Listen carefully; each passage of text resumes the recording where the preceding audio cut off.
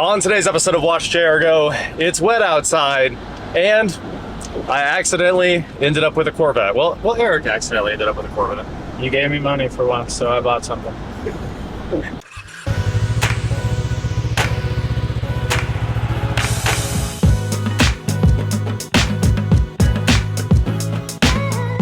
What is going on, guys? I am WatchJRGo, and today we are out in the F-250 with the trailer behind us to go buy a C4 Corvette. Well, we already bought it. We're going to pay for it. So 3 days ago, my brother texted me a picture of a C4 Corvette at a garage sale and said, you should go buy this. And I was like, I'm not buying a C4 Corvette. I sat there for a minute, then I Googled the estate sale, then I called the number, and they told me they were taking sealed bids for this 1987 Corvette that does not run, and the bids start at $2,500. And I was like, you know what? I'll go over there and I'll bid like $3,000, hoping to lose it. That way, you know, I tried, but if I don't win, I'm sure happy. Anyway, Eric calls me two days ago? It was Yesterday, and goes, I'm at this garage sale and they've got a Corvette for sale. What do you think? And I was like, how did you end up at that garage sale? So we talked about it for a minute, and I was like, yeah, put in a bid if you want. We should try to lose it. Let's go $3,750. And Eric said, nope. I added $50. Okay, he added $50. He bid $3,800 on this non-running, fully, I mean, it's sight unseen for me. I just know it's a white C4 Corvette, and he was like, it looks okay. I didn't know it was non-running. It doesn't say it at the sale. Apparently at the sale, they didn't say it was non-running. On the internet, it did say non-running. So, right now, we are headed over there with you guys to discover this car, and maybe, if we're lucky, drive it on a trailer, and if we're not lucky, winch it on the trailer and take this thing home. Either way, we're sure stuck with it. Here is our Corvette, guys. It turns out this is the worst day of the year. Like, we're in a flood watch right now, and it has been absolutely pouring. Luckily and unfortunately, we forgot the jump pack, and we already had to cross town twice. So over an hour of driving because the jump pack was on that BMW we just got to the house. Unfortunately, we couldn't power the winch, but we just got the C4 loaded up, and now, I don't know if I'm gonna say anything else about it. We need to get it home. But I do want to give you guys one quick look. The rain obviously makes it look incredible. These wheels must have been made by Epiphone or something. They say FW. No, it looks like the Epiphone Guitars logo. Yeah. I don't know what that is. That's the made in Japan symbol. Japanese something, I forget. These look like a medieval times wheel. Yeah, it does. It's got They kind of work on the car. The car is kind of medieval. Yeah. So we got the spoiler slapped on here, chrome exhaust tips on here. I mean, it's a white C4 Corvette, 87. Steely Dan's in the CD player? What a W! And now we just need to get this hood shut. There you go, guys. Old school TPI with all the boomer accessories. Chrome cap on the brake reservoir. All right, let's go try to get out of the rain. We are back with the 87 Corvette that we bought from the garage sale on what was apparently the worst day of the year. It was just fogging down rain. It was so bad, and it turned out we had forgotten the jump pack at home because it was in the BMW we were fixing. We're gonna get it unloaded and then take a real look at it here. Finally, a day without rain. It stopped raining yesterday. Huh, never noticed the crack in the windshield. It does have that one unfortunate issue here, but honestly, this is a lot of C4 for the money. So let's get it off the trailer and see what we got. But first, I need to take a second to tell you about the sponsor of today's video, Upside. The Upside app gives you opportunities to earn before filling up your tank, going out to eat, or going grocery shopping. The Upside app is the money back hack you need this summer. The free Upside app gets you cash back on daily essentials like gas, groceries, and dining. There are over 100,000 gas stations, restaurants, and grocery stores on the Upside app, ensuring that cash back is just around the corner. So you guys saw me claim that offer in Upside for cash back on my Casey's gas, well, diesel. And we're gonna fill this thing up and I'll be earning cash back. And you can too. And yes, it's real cash back. No confusing rewards, points, or credits that you have to figure out how to redeem. Just actual money you can transfer straight to your bank account. Just claim an offer for whatever you're buying in the Upside app, then pay as usual with your credit or debit card, follow the steps in the app, and get paid. Top Upside earners are making as much as $300 a month. To find out how much you could earn, click the link in the description and download Upside, then use code WatchJRGo to get an extra 25 cents back on every gallon on your first tank of gas. Or scan the QR code here to claim this offer. Huge thank you to Upside for sponsoring today's video and being a continued supporter of automotive creators like me. We managed to push the C4 into the shop, and now it is time to talk about this groundbreaking Corvette that replaced the C3, which is kind of, you know, a wagon with fiberglass body panels on it.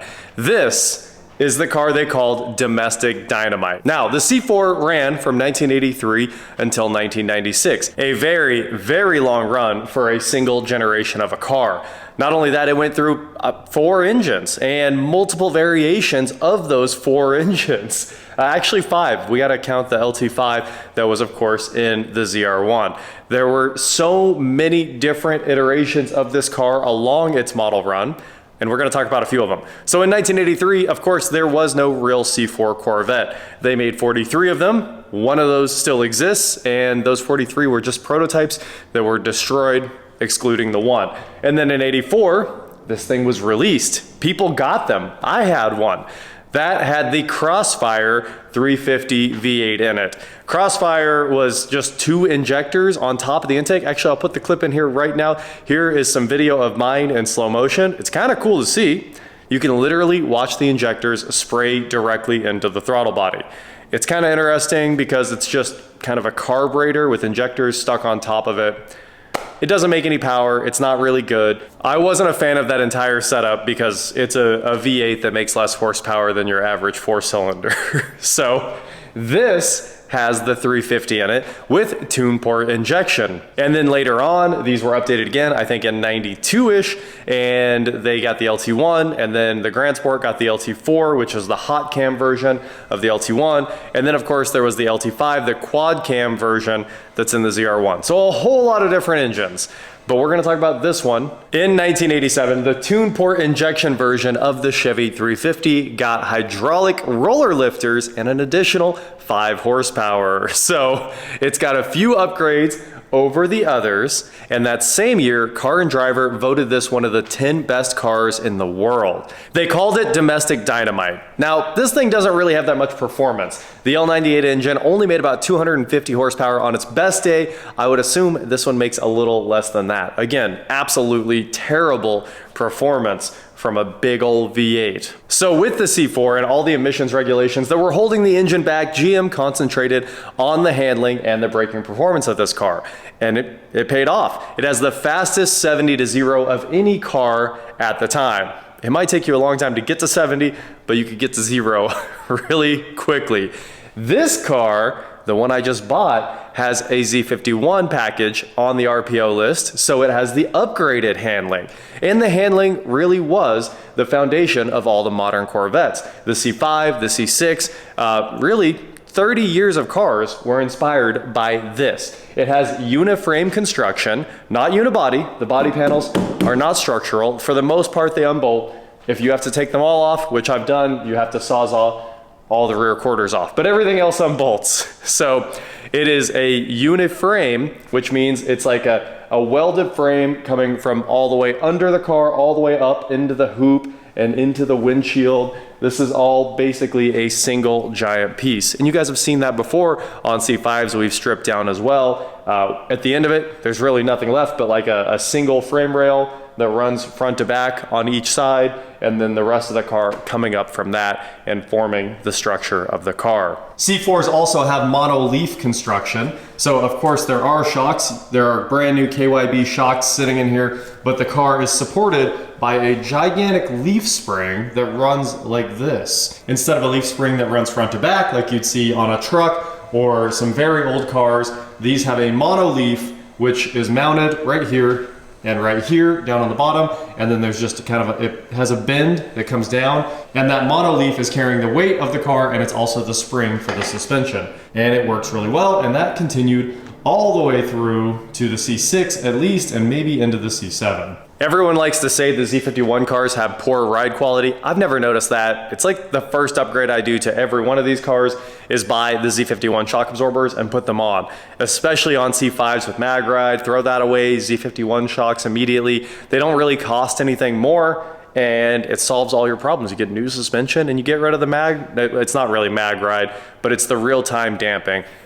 Rip all that junk out, which basically just uses a servo to change the damping rate of the shock absorber. And they're slow, right? So I just put them back on the traditional factory Z51 shocks, and I'm always happy. I've never had a problem with ride quality in these cars. So we've talked about a little bit of the history of this car. Now let's actually take a look at it, because it has some very cool things, especially the coolest thing of all, the digital dash that the very early ones had. Now this $3,800 C4 is customized in the raddest possible way. You guys know I love the rad style, and this screams it. It has the Greenwood Aerobody or the Greenwood Motorsports package on it. I don't know which one. It's actually really hard to tell them apart, but there's a few different Greenwood body kits for the C4, and this one looks stunning.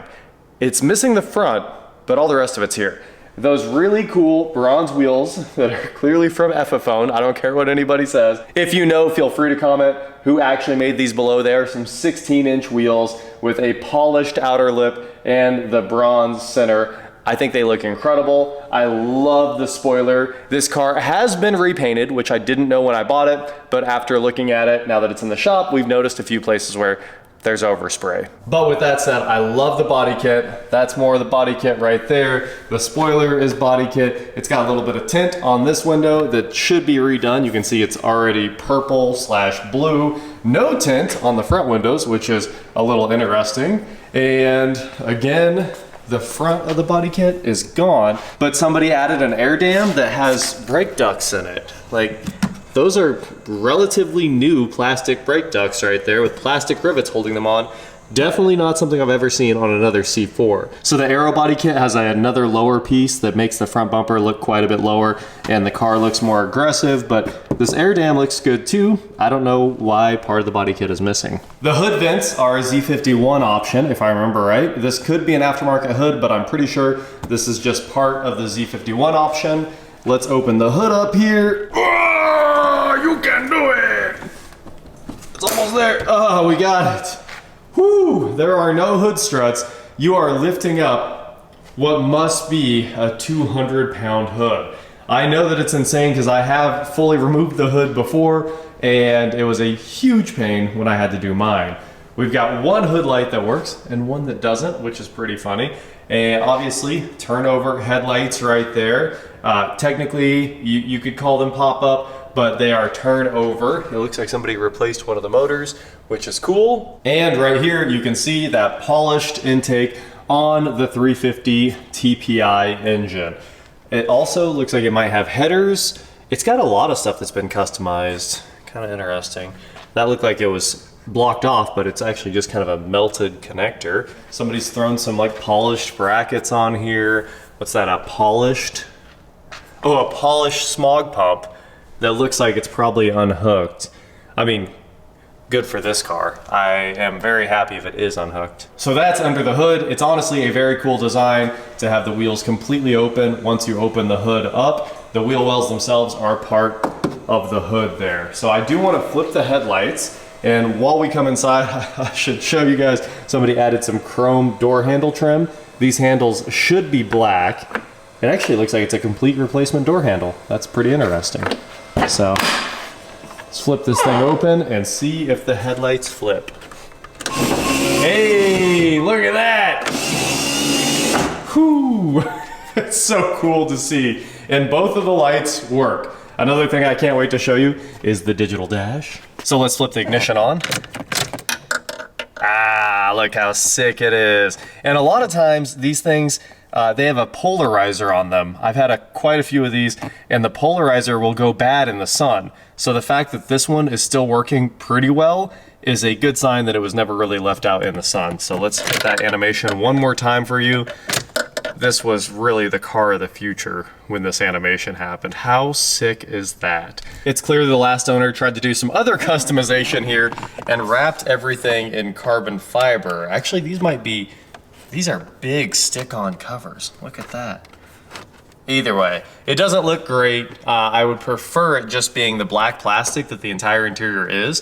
Also, security system, look at that. It has an aftermarket security system on it. That's cool. Who knows if it's hooked up. There's also a random on-off switch here that's not stock.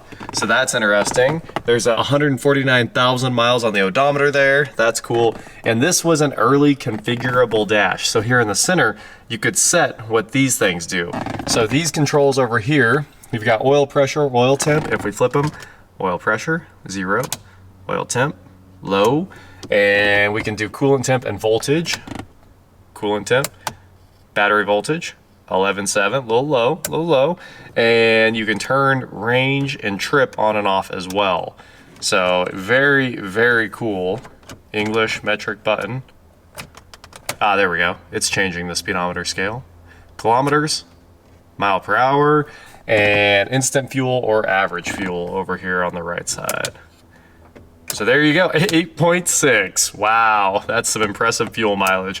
Corvettes are usually really good on gas, so I'm surprised that this one is not. Another interesting thing about the C4 is this did have a tilt telescope wheel, an early car to be tilt telescope. So you've got your standard GM tilt right there. I'm sure you're all used to that. Basically every GM car truck ever for 30 years, 40 years had the tilt like that. But on this, you could move this slider right here, and then the wheel slides in and out, which is very cool. Let's see if the horn works. Oh, it's got the Ferrari town horn. I think there might be a horn unhooked, but it sounds cool, honestly. Another crazy thing about this Corvette, I don't think these seats were in my 84, so I don't think they would be in an 87 either. I'm pretty sure these seats that are very nice came out of an LT car, so like a 92 plus. It has all these extra controls, and it seems like none of them work. So there's all these extra switches in the seat right here. I don't hear any noise. Nothing. I'm 99% sure these seats are out of the facelifted C4 Corvette, and they're not hooked up at all. I don't even know if the main controls work. The main seat controls in a C4 Corvette are hilarious. You can usually never find them because everybody bought some kind of cover like this and put them in their car. But if you can get it out, it's really annoying, honestly, that people do this. But I guess it keeps people from moving your seat. Look at that, it's even adhesive, so you can make sure no one takes it out. None of the seat controls are working. Here's your windows on each side. Yeah, the power windows work. And we've got some basic single zone climate control right up there. A Panasonic head unit, and it seems like it works just fine. And of course, the Doug Nash 4+3 transmission. So the Doug Nash 4+3 is a very interesting transmission. This is a manual with 4 speeds. I'll show you that right now. So we're in reverse right now. We'll put it in first, which is right there. Second, it doesn't seem like it wants to go over.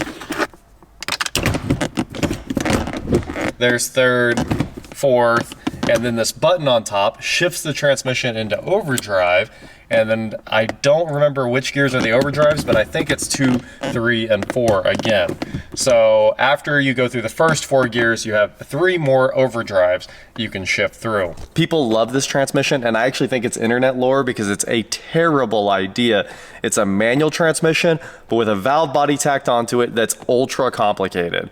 So you've got, you know, the simplicity of a manual combined with the complexity of an automatic made in the worst possible way. So obviously GM got rid of this junk and changed it to a ZF 6-speed down the road, which I'm sure is a much better car. But people say they love this transmission, or maybe they just love the idea of this transmission.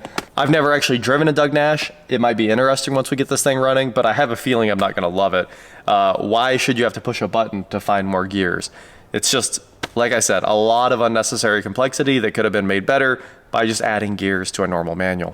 This chrome piece is aftermarket. If I remember right, it's supposed to keep you from dragging your feet on the very high door sills that C4s do have. You've got a lockable glove box right here, the RPO list for the car where you can see it says Z51 right there. Now base C4s are targa tops and there were convertibles as well, but they needed some structural rigidity out of this. So this thing actually bolts in and you have to unbolt the top when you want to take it out. So it's not a quick stoplight process like it would be on a C5 or a C6. It's actually a lot of work, and who knows when the last time this has been out, you know? People probably don't remove their C4 targa tops. We might take it out and drive it around. I think that would be pretty fun. So let's look inside this hatch and see what we got. So this is exactly how we picked this up at the garage sale. We haven't really dug into this, and I can't wait to see what's going on here. Look at that, we've got good hood struts. Okay, kind of good. They don't want to push all the way open. We've got a new center armrest cover, or kind of an add-on one. I think you just kind of stick this over the existing cover there in the center that's ruined. From Eckler's Corvette, we have the security override system, VATS code 3, 1986-19. It was $40 out the door right there. These were also the first GM cars to have passkey, which is actually VATS, the one that just has the 14 different resistors, so Gen 1 VATS. And there weren't too many options, and you could pretty quickly figure out what resistor you needed in the key to start the car. What else do we have back here? This is pretty fun. We got all kinds of extra Corvette goodies. So we've got the Corvette Black Book, genuine, from 53 to 06. So I'm pretty sure they quit making this right around 06. Not something you really see anymore. A Marshall portable active stereo. I think this is instructions for a Bluetooth speaker. We've got what's left in the manual here, but it's destroyed. The binding's gone, so a bunch of pages from the factory manual.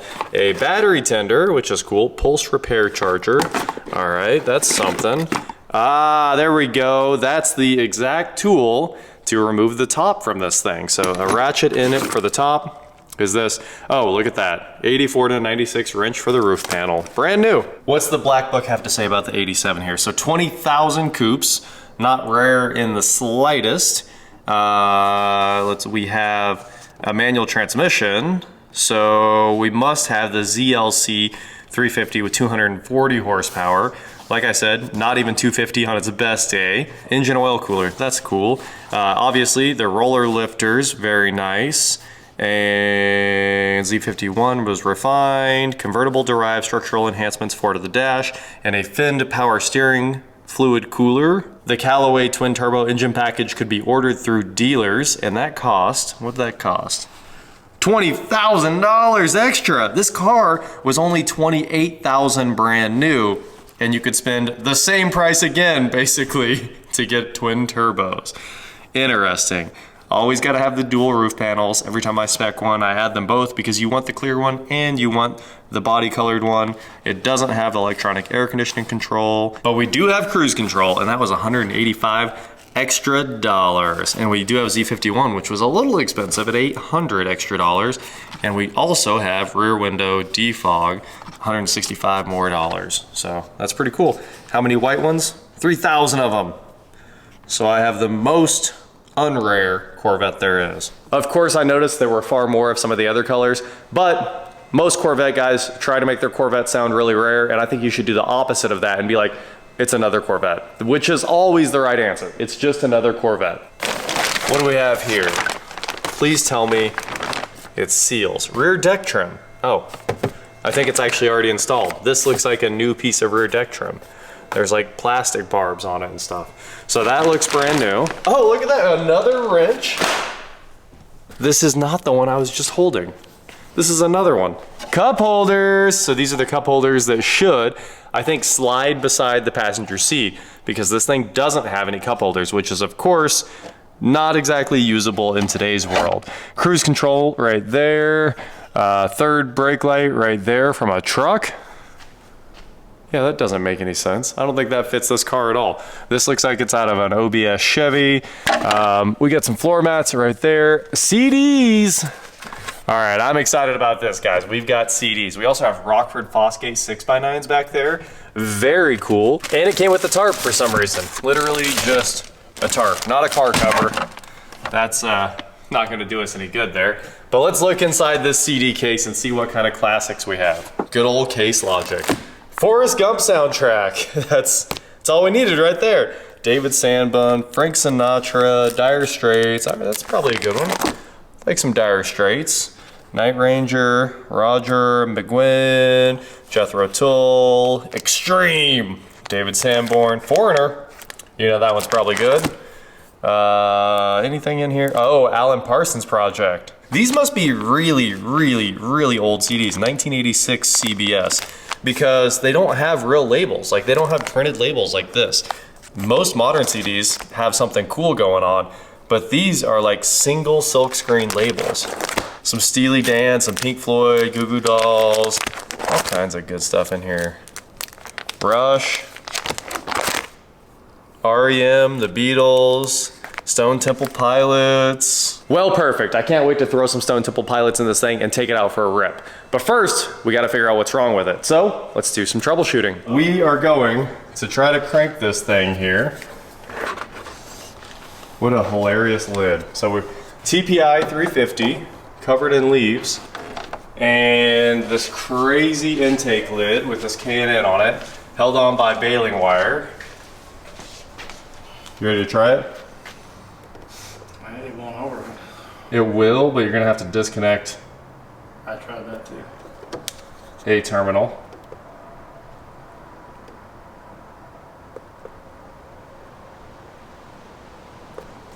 It said no, dog. There it goes. Here, I'm gonna go here. Yeah. Yeah, it's got lights on. It's in neutrals. It should be in neutral. Look at these brand new KYB shocks on there. Brand new KYBs. Crank her up. You might hop in. I don't know if I fit. It's got fuel. It says it's got a half tank. Half tank.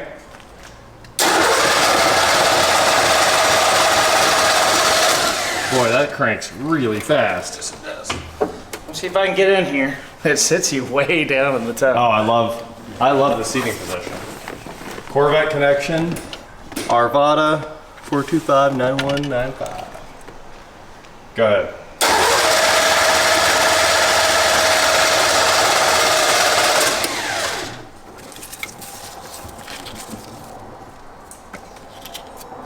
I don't hear fuel pump running a lot. Cycle key. I did? Nothing. I don't hear it either. So like I told you guys, when we left the bank after we paid the guy for this, he told us that it actually does run. So when we bought it, in the listing online, it said does not run. And I think the paper on the windshield also said does not run. But there was another guy there that was like a neighbor of the old owner who has since passed on. And he said that this car always ran and never had an issue. Now, who knows if it's been started in years really, but two people were adamant that it does run. So, I mean, we're gonna find out obviously, but let's do a quick little oil check, which is brand new. Look at that. Perfect on the dot and brand new. I mean, it was an old guy. Well, the guy said that they just did $2,000 worth of work to it. He did say that, didn't he? And they asked him to drive it, and he just wouldn't drive it. Yeah. That's yeah. what he told us. You know what? We got a fuel schrader right here on the rail. So I'm gonna pull the cap off of this, and we're gonna see not even an ounce of fuel pressure. Here, what I'm gonna have you do is jump back in, turn the key, and I'm gonna push the schrader down. Let's find out if we have fuel pressure. So it's off, right? Turn it off, turn it off. Okay. Cycle on. Schrader's open, go. Cycled on. There's no fuel. Oh, let's, good call, we'll try it cranking. Go ahead. Nothing. No gas, no fuel pump. Ain't got no gas in it. Ain't got no gas in it. All right, we just finished unscrewing the whole air intake system. Eric is pulling out the filter charger. Here, hold on. I still have like one thread in there or something, I guess. There it goes. And then you should be able to pull that guy right out of there. That's brand new. Wow. And it's definitely not a K&N, right? Isn't that a Fram? Yeah, it's a frame. All right, well that's pretty funny. Now, we got the old air intake off, which was barely connected. This is chromed plastic. That might be the factory one, and I was making fun of it because I've never seen a silver one. I thought it might have been metal, but it looks like they chromed the plastic. The distributor looks new. The wires do look new. That's all new. That's for sure. I think he said they redid all the ignition. These have ignition issues? I don't know if they have ignition issues. Look at this junk. So this, what on earth? This is like HVAC ducts somebody riveted together. No wonders it doesn't fit. That was just sitting on there. All right, well, it'll run without the map. It's not gonna complain. So let's just throw the map over there. Hand me the starting fluid and let's see if she runs. Let's party. Let's hear this thing purr. You ready? Okay. I'm on it. Go. Well, there you have it. That is my 1987 C4 Corvette. Bought at a garage sale, sight unseen from a sealed bid auction. Look at this. This was on the windshield during the garage sale. So, that is it for today, guys. Thank you so much for watching. Don't forget to head on over to shop.WatchJRGo.com for cool shirts just like this. And please like, share, subscribe, do whatever you want to do, and I will talk to you next time. And in the next one, we're gonna figure out what's actually wrong with this thing. I think we might even get it running.